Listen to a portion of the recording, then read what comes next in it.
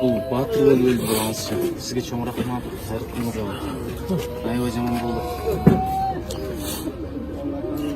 Мен бейсинен жай берсин. Туктум батыр, азамат, урматтуу болуп чыксын. Ушунча элдин батасы сиздер менен, ушунча элдин батасы сизге. Ушундай карыбыңызга чоң рахмат. Сау болуңуз. Барыз бүгүн кетти. Батыр болуп кетти. Элдин четинде. Эки түрдүү көз тозоготун көрбөйт. Бири Кудайдан коркуп ыйлаган көз, экинчиси мекен үчүн табай чыккан көз. Балаңыздын уктук бардыгын куткарып өзү тосуп өттү жаным. Рахматыңыз. Сау болуңуздар. Атың ким? Азамат. Канчадасың? 5. Чоң айганда ким болосуң? С 14 сентября происходят вооруженные столкновения на границе Таджикистана и Кыргызстана. Кыргызские села были обстреляны таджикской стороной, более 140 тысяч человек покинули свои дома в Баткенской области Кыргызской республики. Среди них огромное количество детей и женщин. В ходе обстрелов погибла 15-летняя девочка Эльзада, которая пыталась спастись от обстрелов. Школы обстреливаются и сжигаются, вместо спокойного, счастливого детства детям приходится видеть ужас войны. Остановите насилие, остановите войну.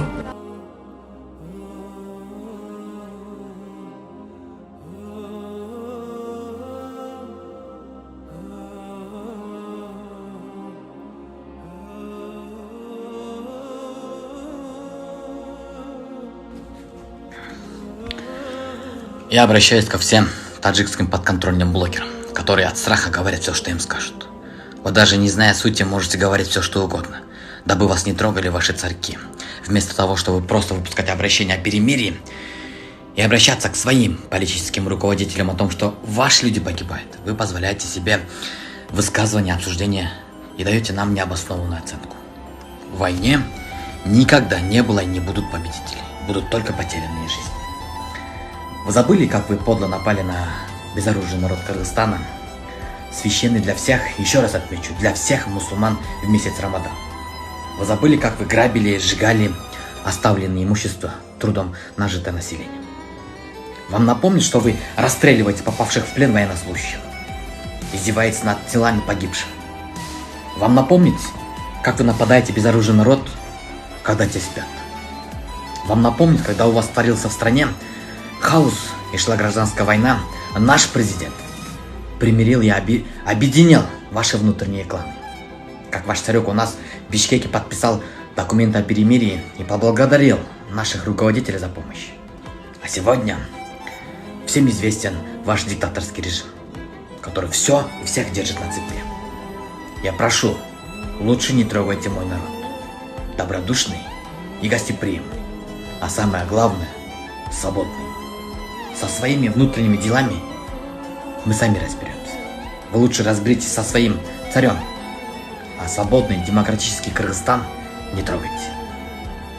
Во времена возрождения исламской культуры и цивилизации в Центральной Азии роль таджикского народа была немаловажной.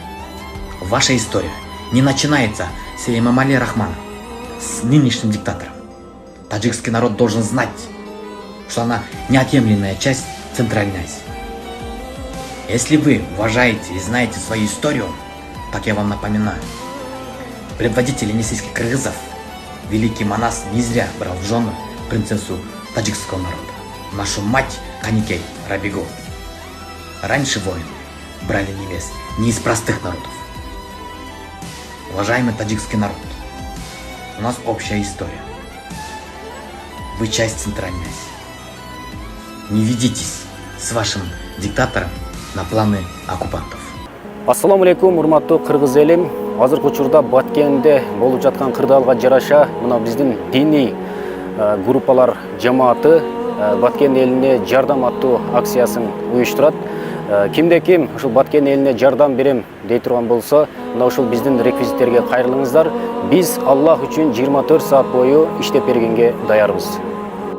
Азыр Нарын шаарынын кичинекей бөөктөр өзүнүн капюкаларын чогултуп келиштир. Жаңы эле бул жака тыйындап салдык. Не деп айтабыз кана жигиттер? Барыңыздар, бизде болуп видеолордогу капюкаларды барчабызда элибиздер ушул Баткендеги болуп жаткан согушка салымыбызды кошолуп 1 сом болсо дагы бизнесмен агаларыбыз барыбыз акчаларыбызды аябай Баткендеги агаларыбызга жардам берип коебуз. Чоң рахмат жигиттер, өмүрүңөр узун, келечеңер кең болсун. Бул жигиттер Баткенде биздин штаб түзүлүп биринчи алып барганда да өзлөрүнүн капилкасын берген. Андемі учурунда да бүгүн да келип отурушат. Чоң рахмат жигиттер, өмүрүңөр узун болсун.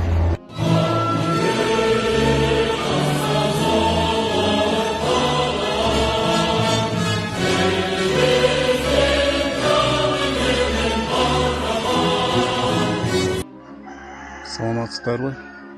Менин атым Эгембердиев Саатбек, Лейлек районунун Арка айылынын тургуну болом. Мен сиздерге кайрылганым себеби кече жакында бир Facebook'tan bu соцсеттен фейк аккаунт чыгып, Саатбек Эгембердиев деп менин атымдан Ташиев Камчой Кыдыршаевичке кайрылуу жасаптыр. Мен айтайын дегеним эле, мен ал нерсеге эч кандай тиешем жок. Лейлек районунда абалды билип турасыздар кандай, бул жерде азыр связь да жок, интернет почти жок, андай нерсе жасаганга да мүмкүнчүлүк дагы жок. Ошо мен айтат элем, андай нерсеге менин да тиешем жок. Ал жерде аватарка коюп коюптур, ал Бекжан Жалиловдун аватаркасы. Бекжандын да тиешеси жок. Аны эми бирөө бизди каралоо максатында чыгарган окшойт да. Ошол мен айтайын дегеним, ал аватаркага, ал кайрылууга, ал постко мен эч кандай тиешем жок, андай болушу да мүмкүн эмес. Мен өзүм айылдын тургунумун. Мен өзүмдү патриот деп эсептеймин. Анан бирөөлөр кол салып атса, биз өзүдүклөрдү каралап отурганыбыз өтө уят да. Рахмат, ошол эле.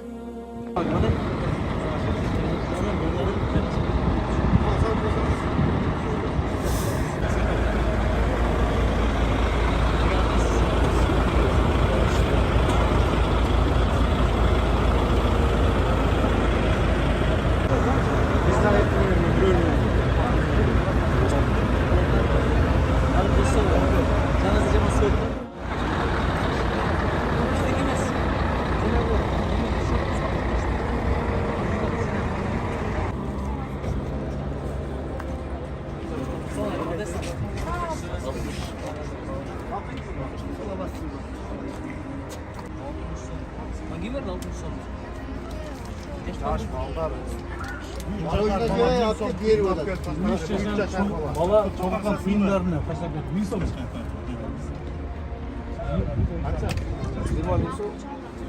Бұл бізге ел жұрт жаңағы бермейді. Шаманаттан. Счет açkanбыз, счетқа келген ақылардан. Кыргызстан бойынша да. Дүйнөдөн Бар. Бир частьсилерде Адырбеков'da. Қиындар да? Бул жака алып келербиз. Алла разы болсын.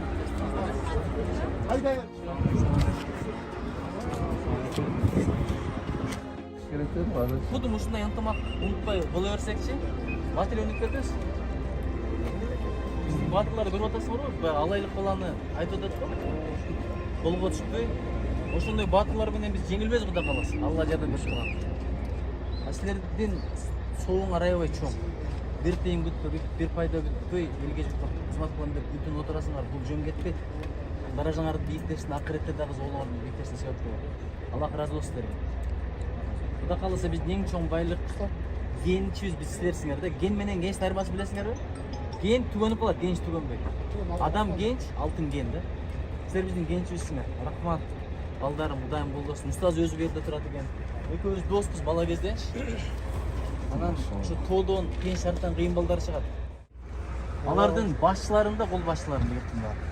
Кудай кааласа биздин шейиттер күнөөлөрү кечирилсин. Соопторду, ошолорду соопторун бүт Алла такырып барганда Кудай кааласа. Салам алейкум. Жакшырыңыздар, а? Бир бата берип коюңузчу, биз дагы бир сапарланып берели. اللهم أحسن عاقبتنا في الأمور كلها وأجرنا من خير الدنيا وعذاب الآخرة. جعلنا اللهم şunda ulu başını küçük kılıp elden жүргөн артып ушундай кадам коюп келген Нуржигит агайдын кадамына Аллахым береке берсин. Өмүр ысына береке берсин.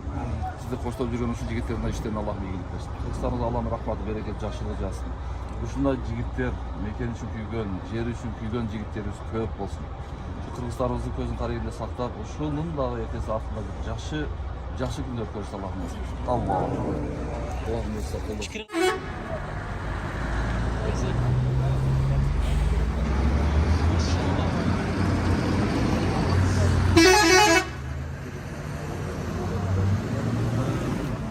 Карасаңыздар, көп тириксе көл болот, ынтымак бар жерде ырыспа. Карасаңыздар, өзбек туугандардан өзүнчө жардам болот. Ушундайда бир туугандык сезим дагы да күчөйт. Баштар, жүрөктөр биригет. Ынтымак эле болсо, Кудай кааласа, бардыгы болот.